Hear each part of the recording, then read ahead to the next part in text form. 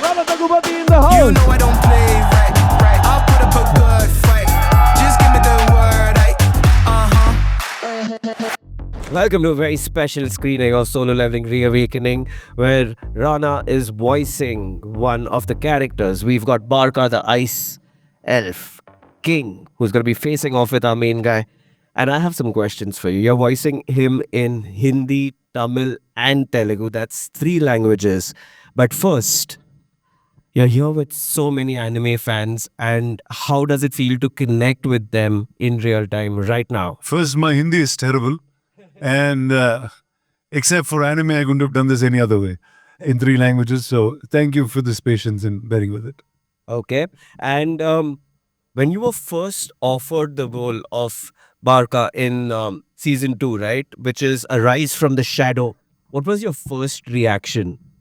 Well, first, I just thank that I have such a cool job that makes me do stuff like this. And I think that's part of living like an artist. No? Your voice is liked by somebody, and Crunchyroll picks you up for this gig. And eventually that becomes your culture, that becomes your life. So I was pretty excited. And excited we are to have you here. But Barka is a very powerful, very intense character who's very easily not scared. So how do you prepare to bring out that energy into this? Well, I'm usually that guy. I'm usually not scared for many things.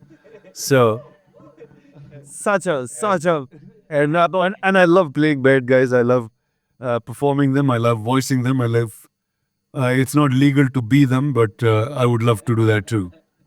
and Hindi, Tamil, Telugu that we talked about, and he's going to be a very popular character by the end of the season. So how does it feel to bring his character to life in so many languages? Like, is there a difference for each of those? Well, I guess anything in regional context of speaking gets different, language to language, state to state, in that sense. But what was exciting is the fact that anime can be watched across languages. It's culture that's clearly getting so popular, and the fact that you can see it more and more closer, create. I'm just hoping the next time I come to this, there'll be a full cosplay type thing happening across the screen. So I think it's beautiful. It's a great culture. It's great storytelling, and why not? That it is. But having voiced, obviously, been in movies, been an actor, how different is it to dub for an anime and lend your voice to such characters? It's tricky because you've never played this character. It's some and obviously for this there was obviously voice artists from Japan who are literally like legends who voice these characters over years, and just to be a part of that and recreate it in our own language gives you a sense of cool freedom. It is a lot of freedom, and it is very cool to see it Crunchyroll taking us so seriously over here. But at the same point of time, obviously, there are a lot of anime fans in the house. Can you make some noise? They are. So it's clearly a very, it's a culture which is getting a lot of momentum. So do you see yourself exploring a lot more in this space? Are we going to see more Rano Dagubati doing more anime? Well, this is a start. This is my first gig. I'm now part of this new bandwagon of this country, but yeah, I'm sure you'll see more of this happening. And Solo Leveling, we had the first season just come out, and now the second season is coming out. It was a blockbuster hit for the first season, and now people are very, very excited for season 2 to come out in 2025. So how do you feel to be a part of a show that's so big already? And yeah, one is I'm just happy that you get screens to watch it. There's obviously coming out on Crunchyroll soon, and just to be with the franchise, be with stories like this is fun. It is very fun. And I mean, considering anime is already that huge, but do you think exposing it to so many languages, Hindi, Tamil, Telugu, helps expand the market, helps grow the anime community in India?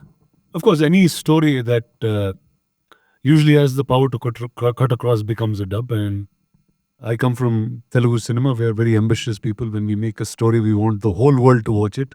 And so we love dubbing in many languages. And the fact that anime is able to do that and can cut across in India in this manner, I think should have more languages coming up. You should have even more languages. That is correct.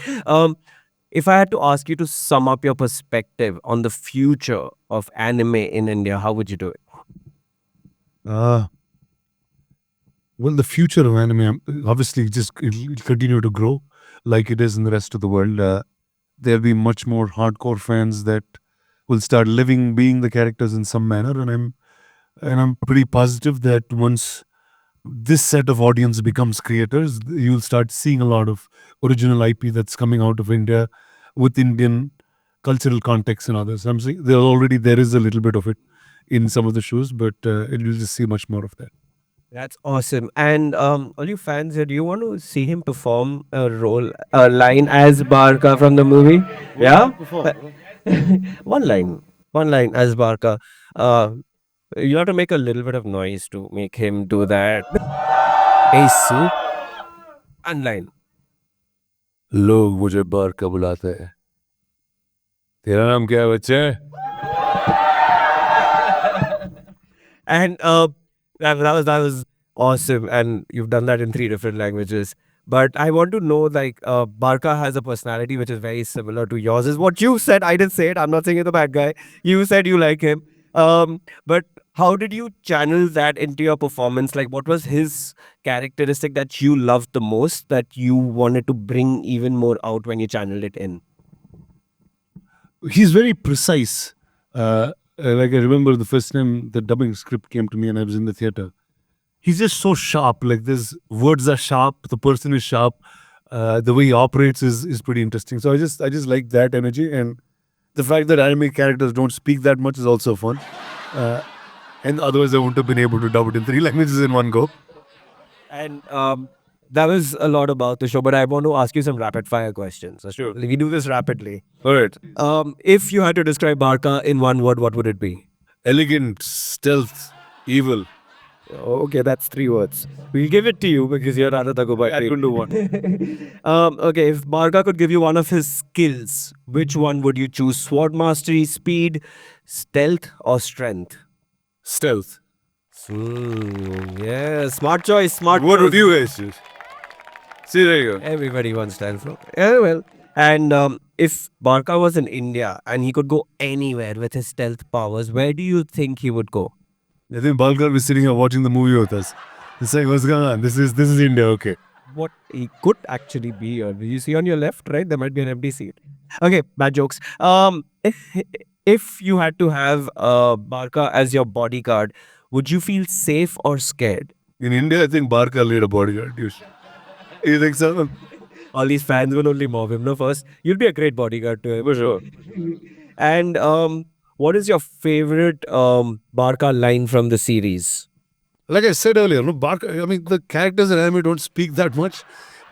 So more than line, I think it's just the storytelling in which Barkar keeps moving around. I think that's fun. He just doesn't care for anyone or Spoiler, he's still here.